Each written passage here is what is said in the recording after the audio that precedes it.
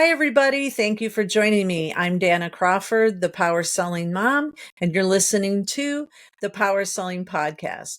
Thanks for joining me. We have a very special guest. I don't want to waste any time. Let's get started. And thank you so much for coming today.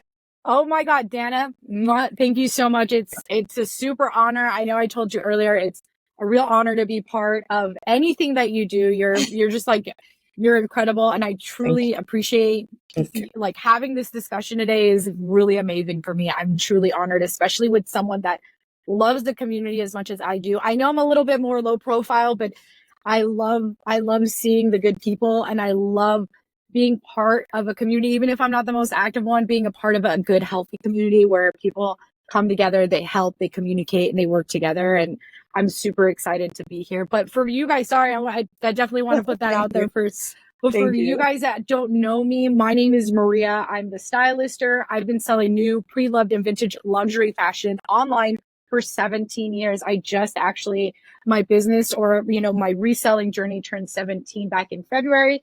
Wow. And I know this because, eBay tells you like when you started. So, and I saw it's February. So it's been really great. I love this journey. When I first started, I wasn't doing full blown luxury. I started with regular clothing, whatever, just clearing out my closet. I basically started selling my diesel jeans, which, and then I took it from there, and I've slowly elevated my business.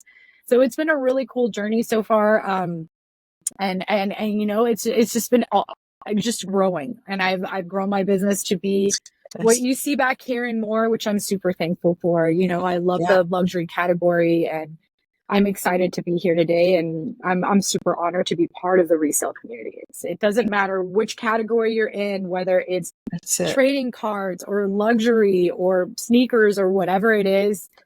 We are all in this community together. So I'm excited to be here today. That's perfect. Very well said. So I have to ask, I love seeing all of your beautiful Louis Vuittons and all of the Chanels and Gucci. But I have to ask you, how do you combat fake or counterfeit items? Oh, super easy. And this is something I like to talk about with a lot of people. Even though I've been doing this for 17 years, and even before then, I had access to luxury.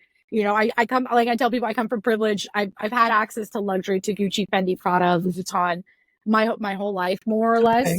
Okay. It doesn't matter. So being able to touch it and know it, I'm super familiar with it already. But that doesn't mean I don't use third-party authenticators to verify my pieces. And I do this with every single item, which also includes my clothing, my shoes, my accessories, my jewelry. I'm a huge advocate because human error. People make mistakes all the time. And, I do trust myself. I feel pretty confident at this point in my journey, in my career, where I can handle a bag and I can immediately see the red flags or notice things that might not, where it would make me question it. But it doesn't matter because you know what? At the end of the day, I'm still verifying using third-party platforms. Most of my handbags, if they fall within the authentication category of entropy, they do most bags, but not all of them. Mm-hmm. So I do use entropy first. It's a beautiful device. It's really cool.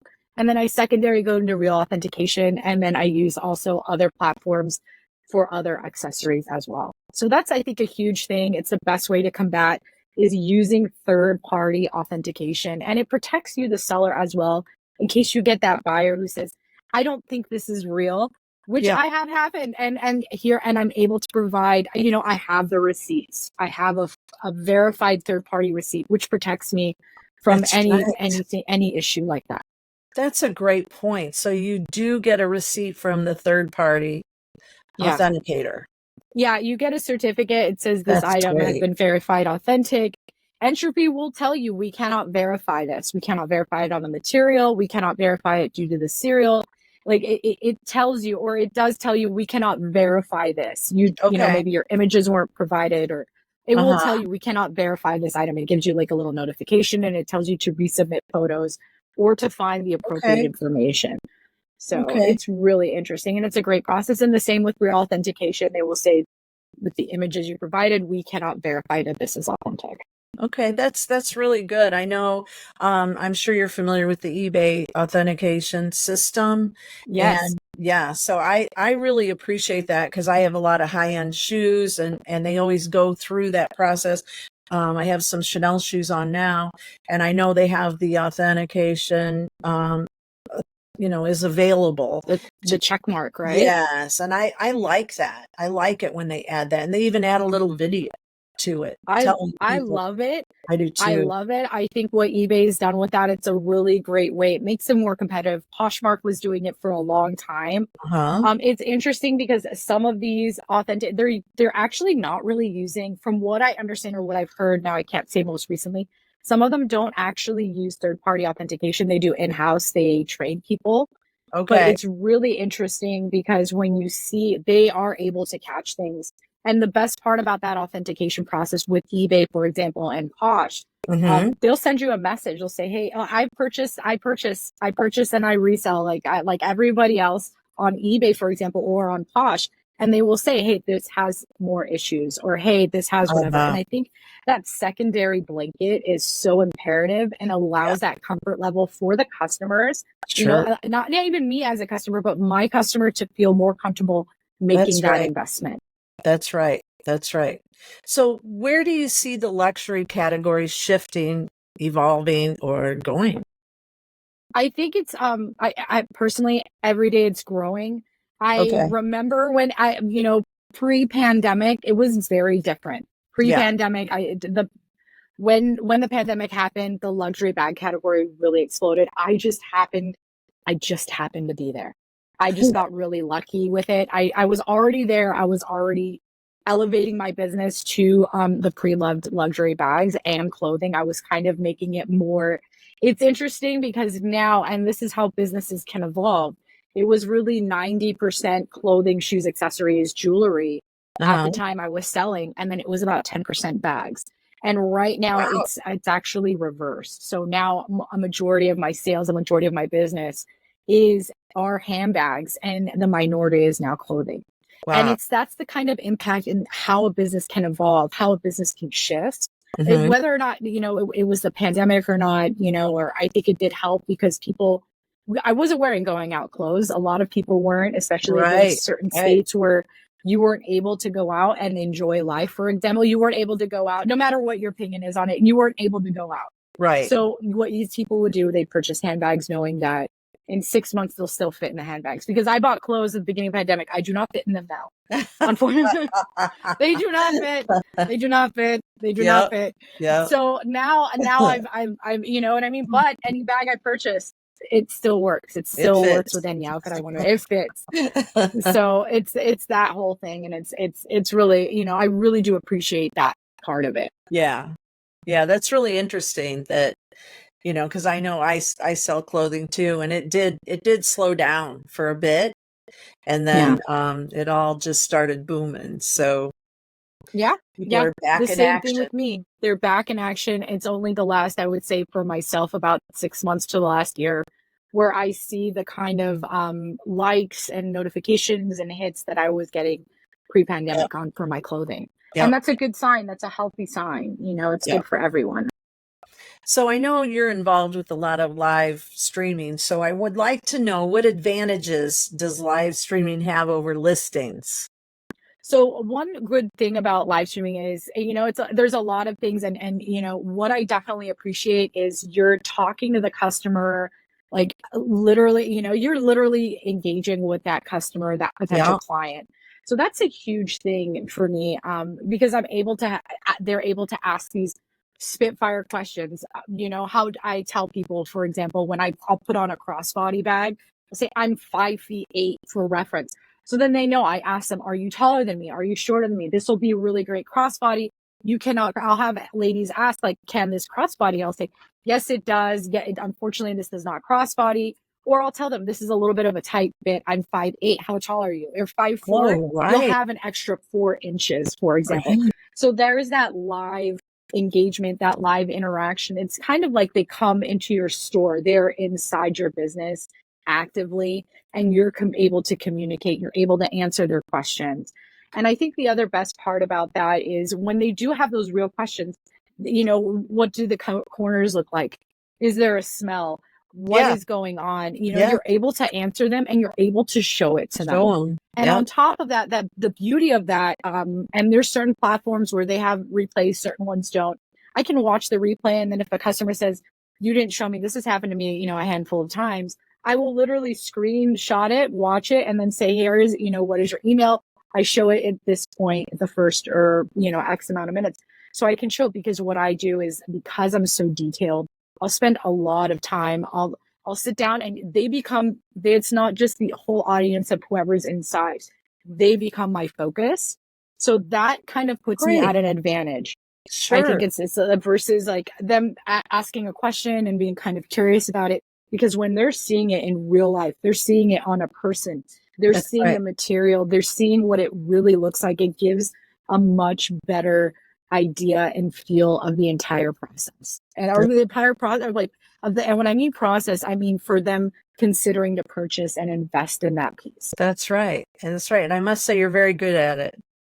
I do my best, it's just, I try and convince people, I not convince people, but I don't really actually push people. Like, I've been on platforms, I've been on live streams where they like pressure people. Yeah. And I don't do that. And I feel, and I've gotten a lot of really great feedback where people are like, I don't feel pressure. And then they'll come back later. It kind of gives them the idea. I want the customer to really want the piece. I want them to love it as much as I do. I want them to really desire it. And I think that you can kind of get that advantage, because I've shown items, like, I'll give you an example. It's here. I don't know if it's in my camera. Actually, right here. This little guy is adorable. Okay. It's a Bottega Veneta. It's an Intricato little mini clutch. It fits very minimal. It fits like a lipstick, some coins, like all your essentials, keys. People will ask about this in a bunch of my lives. It gets the second they see how small it is, they're no longer interested. And that's okay. This is for a very specific buyer. But I don't want somebody buying it and not realizing, even though I have the measurements in my description, so then the customer is not confused. They open the package and they see this little guy that fits in their hand, and they're like, what is this? This isn't what I bought. That's true. Then, you have an unhappy buyer. So I say, hey, look, if it's in the palm of my hand, it's super tiny. A cell phone does not fit. People ask, does a cell phone fit? You can tell a cell phone doesn't fit. Yeah. But I still say, absolutely, like, my hand does not fit in there. And a cell phone's absolutely right. So that is the advantage I have when it comes to live streaming. The customer isn't going to be surprised about what they're going to get, because sometimes photos don't show the whole picture, for example. And I that's no pun intended, but and it's not that it's not the reality. It's when you actually, I'm holding it in front of you and we're having this discussion and you're asking me these questions and I'm able to rapid fire answer them. Then the customer is able to make a much more critical and rapid response on what they want. So with that said, are there any advantages to do regular listings over live streaming? Yes, I do. Yes, there are. And it's really interesting because a couple of things happen. One, the customer is less likely to make offers. Okay. I noticed, that like the offers, like I'll have to make a much more generous reduction or offer, like when a customer, like, can you reduce it anymore or whatever? So it's I'm more likely to do that live streaming. So my margins tend to be a little higher with someone going in, seeing the listing, purchasing it outright. I've noticed that's the first thing. The second thing is I could be asleep at 2 a.m. and I can make a sale. You know what I mean? That sale, that's something that we all have that ability. Like, nothing is more wonderful than waking up in the morning and then seeing like that sold notification. Yeah. I can't do that. Those solds only happen when I'm live streaming. So I have to be live in order to get those sales. Whereas everything else, it's like it's evergreen. You set it, you forget it, and it's up there and it goes, Yeah. Yeah. So do you have any tips you can share people who are live streaming, and what should they be doing? Oh yeah, absolutely. So there's a lot of things. One, first and foremost, make sure you have good lighting, a ring light, good lighting. Okay. You know what I mean? Like, you're prepared. I always drink a bit of water. I always make sure I'm not, I use the bathroom. Like, these are like really honestly, because I have seen lives where they're like, I have to go to the bathroom. Like, you didn't go to the bathroom like before? Like, It's like, I Yeah. always feel like, in Jurassic Park, when you gotta go, you gotta go. Yeah. And I'm just like, this is crucial, So, make sure you're prepared for that. Or you do, like have a drink with you. So you Yeah. don't have to run off and get water. You can have your water right there and just be like, hey guys, my Good throat's tip. parched. I Yeah. want to drink it. Again, good lighting. It always helps to be put together. It sounds like, you know what I mean? I'm not saying make sure you look fabulous, make sure, just Yeah. looking appropriate for what you're selling. It doesn't matter if Sure. you're selling cards, if you're selling t-shirts, like you want to look appropriate. So when the person sees you, they see the legitimate business that you are, because you are a legitimate business. And I say this to all resellers. We are just like the brick and mortar down the street. We are just like the people in the mall. But when they're seeing us, we have to remind them who we are and our value in the retail community. We are a different ball game, but we are in retail. That's who we are. And that's what we do. And that's something that, sometimes we got to remind them. And that's a really good way to do it. I put my bags on display. For example, if I'm live selling, this bag may not be in my shopping cart. Most platforms, they have a limit. For example, TikTok has 100, Poshmark has 50. So this bag right here may not be in my shopping cart. So someone just going through pops in and sees this, is like, can I see that Gucci bag in the top shelf? Absolutely. So if you have your items out, it's really helpful. Oh, good. I would say the most important thing, or have a really nice backdrop if you can't. If you can't, I started this in my bedroom. So like my very first live stream, which I have a recording of, you can see my closet on the side. Like you can literally see my closet on the side. I did it on my desk. My business has fully evolved, but you know what I mean? I made sure the back was clean. I made sure everything looked appropriate. I made sure I had my items out. So it's I'm not saying make sure you have like some crazy thing, but make sure you have your items out and you can at least do your best to make it look as appropriate as possible. And I would say the biggest tool you can have is a tape measure. Tape measure is important because then you can have that discussion with your customer. Do you have a tape measure? Because, for example, let's go back to this Gucci bag right up here. They can say, how big is it? I can give them the measurements. It's 11 inches wide, 13 inches high. Well, I don't know how tall that is. Do you have a tape measure? Yes. Go measure it against the bag that you love. And then I have that discussion. It's the same thing with pants or shoes or clothing. This is what I do all the time. Do you have a sweater and I tell them, do you have a belt that fits you well? Do you have a sweater? Do you have a tape measure? Compare it right now and then come back to me. Leave the live. I tell them, you can leave the live, go check it, come right back. Because if you're really interested, they will go do that. And then they're measuring it against the sweater or the jacket they love and say, hey, it actually lines up. This will fit me. So I have that active conversation, that active dialogue. Go check. And because I'm able to give them those measurements right off the bat, because I cannot remember the dimensions on all of these items. I don't want to spend the time going into my pieces, into my listing, scrolling down, trying to find it. No, I whip it out. I measure it here, here, here, here. And that goes for your clothing, shoes, accessories, jewelry. What is the length of this belt? How big is, what is the strap drop? How wide is the sweater? What is the bust length? What is the drop length? What is the inseam?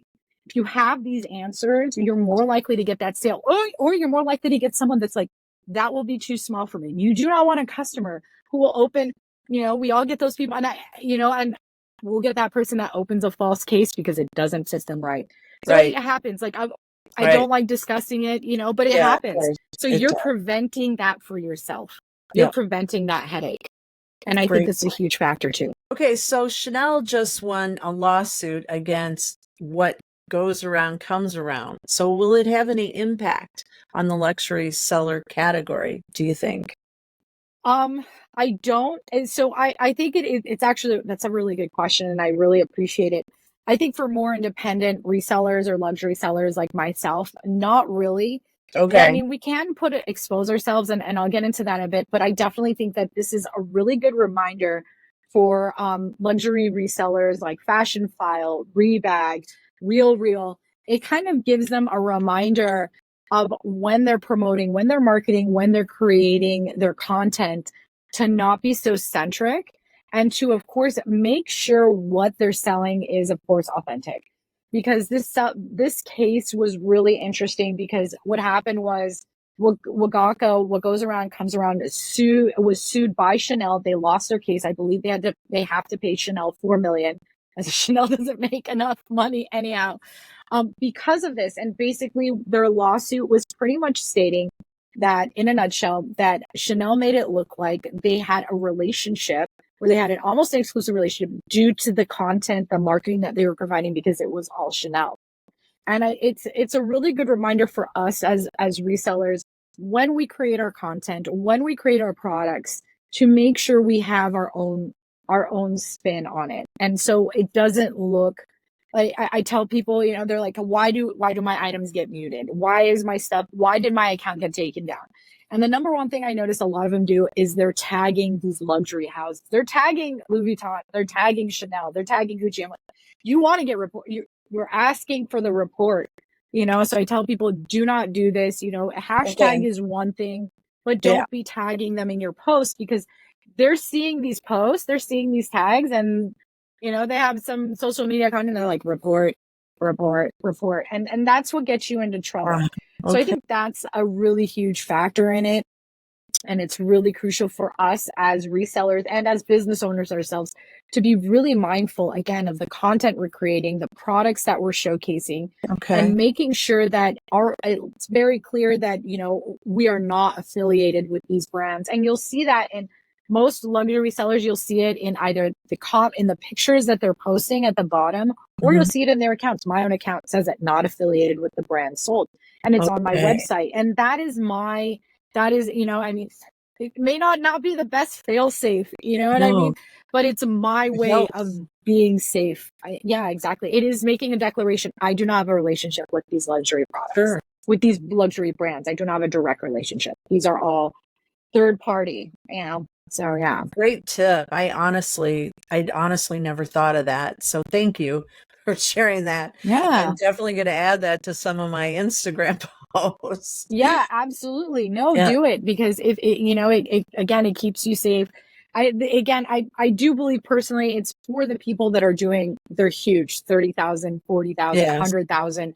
These really more mainstream luxury sellers. And I think they're all amazing. I commend everybody who's doing it. But definitely for all of them, but we all have to be aware. You never know, you know, you never know. You have to protect yourself. Yeah.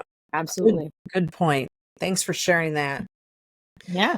So what makes your social media different from other resellers? Ooh, so that is, I really like that question. So I'll tell you, I'll be honest. So for those of you that don't know, you can find me anywhere and everywhere at The Style Lister. That's The Style Lister, a shameless self-promotion, I know, and I'm sorry. Please. Want to find you. Everybody wants to find you. So share it. But the best part of that, or what I say, is when you go on there, and this is a little bit, you know, and everybody's different, but I will say most resellers' profiles, Instagrams that I go onto, and I see, they're reselling, they're promoting, they're communicating with other resellers. Now, someone like you, where your clients are other resellers, makes a lot of sense. It's brilliant, because that is your audience, for example. But other resellers are not my audience. I network, I work with you guys. I love you guys. You guys are my favorite people, you know, but you're not my potential clients. That's right. So I'm not trying to show you, like, I may discuss the ins and outs. I may show what I'm doing, but that is not that focus. Those posts are not for you. They are not for the resale community. They are for my customers. So my Instagram is different than a lot of resellers, because it's focused on my business. It's not focused on me as a person, even though I am my business. And it's something that if you're trying to shift your business, if you're trying to grow and you're like, why is my Instagram not growing? It's because the people who are liking your stuff, they're other resellers. And there's nothing wrong with that. There's a percentage of my likes, they're other resellers. There's nothing wrong with that. But I'm not marketing my resellers. That's right. That's not the community I'm marketing to. I'm marketing to potential clients. That's right. That's my focus on my Instagram. That's my focus on my TikTok. It's an easy secret. You know what I mean? Like, I think that's like my biggest secret with it, you know? So I want to say is it a secret? I don't know. Is it my gift to you guys for something that's a little different? But you have to be looking, who is your audience? Right. Are you selling to your audience? That's right. Yes, is it a no? You know, and some people, they're reselling, it's for their friends, it's for the community, their journey. And there's nothing wrong with that. Like, this is my reseller journey. And that's great. But you also have to take into consideration your customer may not be interested in your reseller journey. Right. And I say that in like the most like as a friend, they may not be interested in that. They may be interested Right. in what are you selling? Right. Why showcasing items? Right. So showing, because they're not always going to be on eBay. They're not always going to be on Poshmark. That's So if they right. decide to follow you on Instagram, if they're seeing you walk your dog, that's the post they see from you, say once or twice a month, and they see one of you walking your dog, and then the other post is you eating, for example. That's not selling your business. What's Right. selling your business is here's a bag preview on this bag. Here is a Yes. preview on, I just got this shipment and it's a box preview shipment. Make sure you have your notifications on. And I think that's a really huge thing to, it's a huge shift to do. It's what you want to do, but that is the difference between me and a lot of resellers. I think more than anything is I'm promoting my business to my customers, not to other resellers. That's good. That's good. And I can understand, there can be a happy medium too. Yeah. But it depends on what your focus is and what your goal is, and you're right on target. That's good. Yeah. So everybody is different, but I like the fact that I love following you. I'm fascinated at your shows, and I just think your content is really good. I just enjoy it. It's like, to me, it's like entertainment. Oh my God, that you totally made my day. Like that's awesome. You have no idea. I enjoy personally, it. thank you. I just kind of go and I just try and be myself and not try You're and very bomb good. too hard. You know what I mean? People say, it's authentic, and the Yep, reason why it's that's right. authentic is I'm just being myself, and That's that's right. it, That's right. and again, everybody's different. Everybody's journey is different. Right. Some people, and I had this discussion with a friend of mine. She doesn't own any luxury. She doesn't care. She went to Disneyland twice last year, for example. So, and I told her the amount that I'll spend on a bag is the amount that you spend going to Disneyland. That's right. And so everybody's different. Right. There's nothing wrong with going to Disneyland Wait, of or course. Disney World or doing that. Yeah. Everybody's different. And I mean that in the sense of, even with resale, some people, they don't want to deal with luxury. Some people Right. don't want to deal with cars. Some people Right. don't want to deal with That's right. motor parts. You know what I mean? It's a whole spectrum of beautiful things. Right. It doesn't, and it's not, I'm not talking about literal, I'm talking metaphorical. So Yeah. when you're out there and you're putting yourself out there and you're creating this content, make sure you're showcasing your beautiful things. That's the one thing I want to remind people. That's right. Show what you have, show your product, because some of the coolest stuff, I follow resellers. If you were to go in and see, I follow some of the most random people because I love their content. I love what they're selling. I love I love their journey, and it's really awesome to watch. Yeah. That's what it's all about. I know personally I share my journey more than anything, but I think that it's a lot of fun, to show off a little bit, but it also is fun, the community. And that's what's bottom line is, we're all trying to make money. I mean, that's the bottom line at the end of the day. And everybody's trying to make money. And, by showcasing your items, either full swing or, here and there, whatever your strategy is, whatever works for you is the way to go. So I agree. And again, it goes to my message. Who is your audience? That's right. Who are you catering this to? If you're catering for the engagement, the interaction, you live in nowhere's land and you have no one to communicate with. And the first resellers you met was at, eBay Open or at Posh Fest or at a random community you drove 4 hours to. Yeah. And that you're doing the right thing. That's you know right. what I mean? Like, that communication, that journey is the right way to do it. That's right. But I always tell people, make sure you know what your messaging is and then put that out there. Make sure you deliver it appropriately. Make sure you're, and you're yourself. Being yourself is the biggest thing. It's, I do a lot of stupid crap. You know what I mean? And it's not the C word, it's the S word.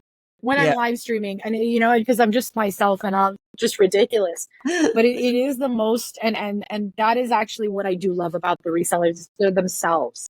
Yes, we are wholeheartedly ourselves at who we are, and I think it is our advantage versus the regular world. That's it. Yep. No phoniness. No. So, okay, so how can you find out about the history of your items, whether the era or runway that they came from? I don't know how you know all this. So lots of things. One, of course, the internet is my best friend. Yeah. So what I've actually done, and here's a really good pro tip to anybody who is in the luxury category or investing in the luxury category when you're thinking about getting into it. Vogue actually, and this is Vogue, the website, Vogue Okay. website, for example. I think that's a really great question.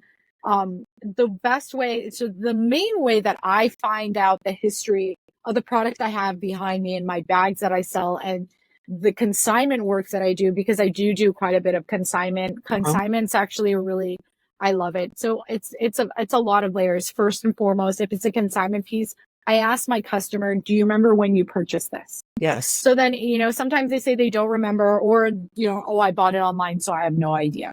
Or you also get, oh, I remember buying this bag, for example, in the 90s or in the 80s, whenever the era was. This is a one serial Chanel. So this is from the late 80s. This is a first edition Diana. This is the first year they actually made it. I can talk about this till the cows come home. For example, the trim on this is different than I have another Diana, but it's not here in my backdrop. The trim on that is different because it's the very first one. So that's how I found out, why is this trim different? It's because it's the first year they actually made the Diana bag, which was named after Lady Di. And who's the best royal ever. Okay. Yes. I just want to declare she's the only royal I like. I don't even like the rest. Yeah. But it's that kind of history. So, and a really great way I find out is, again, internet sleuthing, research. But a really great way is also being subscribed to Vogue's website. So it's Vogue magazine. They have a website. Okay. You can subscribe. I think it's about $15 a year. They do give you the magazine. Wow. So you get the magazine every month. You get a tote bag and you have full access to all their articles and information. That access also gives you access to their runway. So I'll give you an example. Right up here in this corner, you'll see this Prada bag. This is a Prada pile tote. Okay. Now, a lot of people will be like, what does it matter? This is a rare bag, because even though this bag does exist, this style of bag, this print was only made in spring, summer 2021. This came out in the September 2020 runway. So this is a rare piece that only came out for one season only, this print. Now, the way I knew it came out during that print is because I went on their website and I went through both. I knew this was a newer item. So I went through each of theirs and I saw, this looks like a summer item. So I went through 2022. And my client, this was also a consignment piece. She purchased this in Japan. I asked her when she got it. She said, I got it in 2021, 2022. I can't quite remember when I went traveling. So it gives me a little bit of like these little breadcrumbs. So then I found it. And then when you look at spring, summer 2021, if you were to look at, or if you were to Google it and go to image, you'll see this print all over the runway. Okay. So this is a really good way of discovering pieces, because then I'm able to access that runway and I'm able to find the pieces. Like this denim Chanel, also vintage. This is from 02 era. Chanel doesn't make a lot of denim. They make it once every about 8 to 10 years, maybe more, maybe less. So whenever you see a denim piece, it's not, again, they make it every decade. This is from the aughts right here. This is from, I think, 2011, But this one's from the 02 era.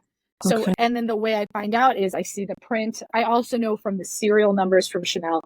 But this is how I do my research. If I can't find the number, like Chanel makes it really easy for me.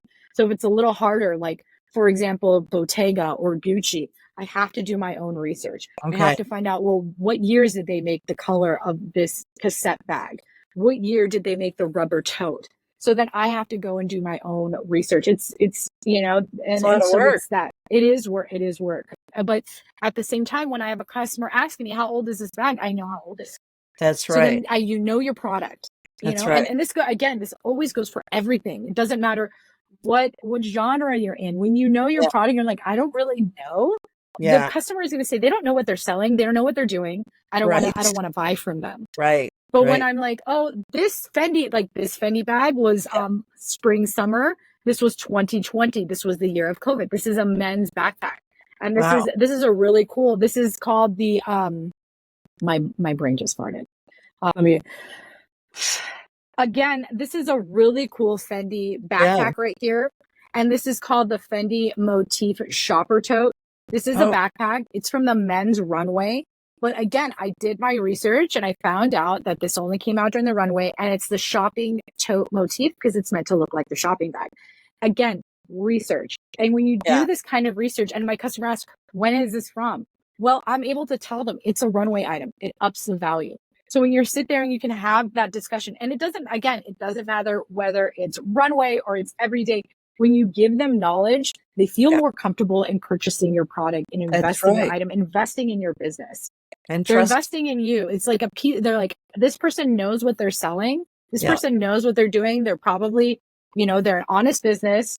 They know their product. I feel comfortable. And then I have a percentage of them that turn around and say, I want to sell with you because they see your That's right. consistency, especially if you're consignment. Someone like you, Right. of course, you'll know it above more than anyone.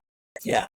Yeah, that's true. And you want them to be confident and you know what you're doing, and that's why you have to claim yourself as an expert, because if you don't, you can't wait for someone else to call you an expert. On you So for I think it's important that you claim that and let your customers know, your clients know, yeah. and all that. So you've got it going on, girl. You've really got it going on, and Thank it's you. impressive how you remember all this. All of these I dates. don't remember anything. I'll be honest with you. It's so funny because I have a horrible short-term memory. Like my family jokes, like you would lose your head if it wasn't screwed on. I'm a person like I'm a space cadet. I do forget, but certain things like I will remember, Yeah, but it's kind of I see it, and because it's a learned experience. It's a that's learned right. thing. I can't remember. It's not that I remember. It's just like I just remember that this was from spring, summer 2020 because it was COVID. So it's that kind of Right. thing. And I remember this one because it was a spring, summer 2021 because again, it was around the pandemic. And then, this is a Dior bag. This is a Lady Dior right here. This one, I think it's either '01 or 2000 or 2001. It's one of these couple years. I can't quite remember, but Yeah, if I go and I look at the tag, like it's, you kind of comes start, back. it goes back. Yeah, Exactly. yeah, yeah. Very good. Okay, well, do you have any final words of You know, wisdom? yeah, for sure. And for people out there, if you're reselling, and you're doing this, like it's not all roses for me. I have, it ebbs and flows. I have bad days, bad weeks, bad times, and then Sure. I'm very blessed, so if you're in that rut and you're in it, just keep it tough, stick it, you know what I mean? There's times where I'll be like, I should just, I'm doing great. I should just retire. You know what I mean? I jokingly say I'll just sell everything and I'll move to Europe and I'll just like kind of hang out and like live the nomadic life. Like I jokingly say it, but Yeah, I always tell people like, there's good days and there's bad. Find those communities, find those meetups. If they're around you, definitely use them, utilize them, especially if you don't have a community or a family that doesn't support you. I am very blessed. My entire family supports me. They're they're amazing. I have like a really good network. I have a great network. I know not everybody is that lucky. yeah, Whoever is out there, if you're alone, you're not alone. You have these communities, you have that's right. listing party, you have these groups, you have the Facebook groups. Yeah, Find your people. They are out there. The community is the most important thing I think about reselling. It's not feeling alone. yeah, I was doing it for so many years. I had no idea Facebook groups existed. I had no idea there were eBay meetup groups. I yeah. was doing it. I started in '07. In 2016, I found out groups had communities. So that's 8 years. I was doing it 8 years, and there was like, I didn't know anybody else who was Right. doing it. And then I went to an eBay meetup at eBay headquarters, and I met my people. And Yep. my business really took off from there. So I Yep. definitely tell people, make sure if you have that community or you have that access, go and meet these people and go in with an open mind and know that they're in it with you guys and they're in it just the way you are. I think that's like the number one thing, just stay positive, always be honest, always be 100% forthright. I will tell you, and this is a real number, I get 35% return customers. And I think that speaks volumes. People come back, and they come back because they like what the service I provide, the honesty I have. I show every detail. If you look on my reviews on TikTok, like you can go and see my reviews on TikTok. I've got really great reviews, and they all say my bag looked better than what she showed. And because I'm so detailed. That's And great. that's the thing that you need to be, is super detailed. Yep. Make sure you take great, if you're live streaming, put it all the way up there. Let them look at it like it's under a magnifying glass. You want, like not showing it so you don't lose the sale. You have an unhappy customer. Sure. You have bad feedback. You have a bad review. That money is not worth that, because those reviews, that kind of reputation, it adds up. You do that 2, 3, 4, 5 times, you have a reputation. People will not come to you. People will talk about you. So you want to be sure you have that good reputation, so then that people feel really confident. Again, coming back and purchasing, whatever it is, you want them to come back. Yep. You want them to come back to do business with you, or refer a friend. Oh, where did you get this? I got this from the stylist. Or here's your TikTok. That's right. Here's her Facebook. Here's her Facebook. Here's her Instagram. Check out her website. Whatever. Yep. You want your customers to be your advocates just as much as the people around you. That's well said. Well said. And I have to give the plug to List Perfectly, because they have built an amazing community, and they're all about a community. So with that said, I can't wait. I know I talked to you earlier about hosting a listing parties, so I'm going to hold you to that. Oh yeah, I'd love to. I'd be honored. I know Clara from List Perfectly. I know a lot of the List Perfectly team. I know Doug when he was working at eBay. I have a great relationship. The List Perfectly team is incredible. The ones that I know are incredible people. I appreciate, again, community is so hard. Yeah. So when what List Perfectly has developed, which is, Listing Party, created that community, made it so we can all talk to each other and have that access. Because again, people like the first 7 years or so, or 8 years, let's see, 07 to 16, that's 8 or 9 years. I didn't know anybody else was doing this. And I will tell you, it was a very lonely journey. I was going and I was thrifting. Had consignment clients, and I had no one, like, I was talking about it to my family, and they were like, and then I deal with a horrible buyer, and I had no one to talk to about this. You know what I mean? And then you're like, are you okay, Maria? I'm like, I'm not okay. It's like taking out, like, I pay priority. It's taken a week and a half. I'm like, customers messaging me, So once you find those communities, once you find those groups, you're able to be like, I hate everything. Like, this happened. You know what I mean? Like, my phone crashed. I lost all my pictures, like, I'm using this product. What do you guys think? Do you guys know about this? And it's a really good reference. And that's a really cool part. Like, you can go into List Perfectly and you can ask, how is this product? You can be the listing. I've seen in listing in other communities. I've seen in List Perfectly Facebook groups where people recommend other stuff. And they say, hey, I like this. I've seen it. And I think that's commendable, because we have to have these dialogues of, this is what's worked for me. This is what hasn't worked for me. Like earlier when I said I use third-party authenticators, a lot of people, they don't. And that's fine too. That's how they want to run their business. There's nothing wrong with it. But this is my experience, and this is my advice. And this is how I protect myself. This is why this is how I found my success in this niche. And people don't share that. You can't find that information unless you're in a community, unless you're engaging, unless you're having these discussions. And the only place you can find them are in the communities. And one of the best communities out there is the List Perfectly one. It does a really great job, because you don't even have to pay to be in Listing Party, if I remember correctly, correct?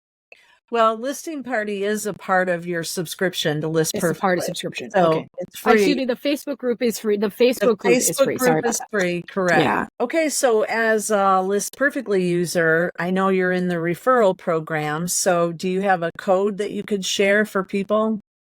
Oh yeah, for sure. It's the Style Lister. So it's super easy. The Style Lister. It's one word. It's a really great way to get a discount. I believe it's 30% off your first month, if I remember correctly. Is that right? That's awesome. Correct. So you guys got to use it. List Perfectly I started, when I started cross posting with List Perfectly, it really changed my business. I was only on eBay at the time, and then I cross posted to Poshmark. And I think it's a really great product. It's just, it's Mhm. a really great way to even, expand your business. Being multi-platform is crucial in this industry. It And is. it allows your customers to also, like, I've had people say, "Oh, I found your item." And I had people find it on Posh, and then they try and find my item cheaper, and then they find it on another platform for less money, because of course I do the difference in pricing, because some platforms are more expensive than others, and then they still buy the item, and they're buying it from me instead of buying it from another reseller that's less expensive. So No, that's something we always have to, take into consideration. They're just, buyers are us. We are the same as the buyers. The buyers are just like us. They hunt, they try and find the best price. So you want to be sure when you're on these multi platforms, they still come to you. I should there phrase you it, go. versus going to somebody else. They still see you. They're like, oh, they're actually on eBay. I don't use Poshmark, but I do use That's eBay. Or right. I don't use That's eBay. I right. use Poshmark. So that's a really cool part to do. That's A right. really great way to make it different. Okay, so the style lister as the coupon code, get 30% off the first month and give it a try. Thank you so much, Danna, for everything. This was Yes. really awesome. I loved chatting like luxury with you. I love chatting about this category. It's so Yes. much fun, and it's always a really cool industry. And I like talking about Liz Perfectly, the community. You guys, if you have any questions at all, please Yes. follow me on Instagram. It's a great place to follow me. And again, you guys, make sure you're in those communities and make sure you're engaging. It really makes a difference in your business. It made a huge, crucial difference in mine. Perfect. Okay. Thank you, Maria. Bye. Bye. Bye. OMG. OMG. It was such a pleasure for me to have Maria as our special guest today on the Power Selling Podcast.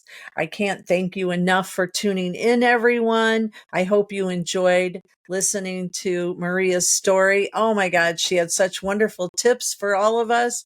I hope you were taking notes. If not, you can rewind and catch the replay. Until then, I'm Danna Crawford, the Power Selling Mom, and you're listening to the Power Selling Podcast. Special thanks to Liz Perfectly for making this all possible. Until next time, happy online selling.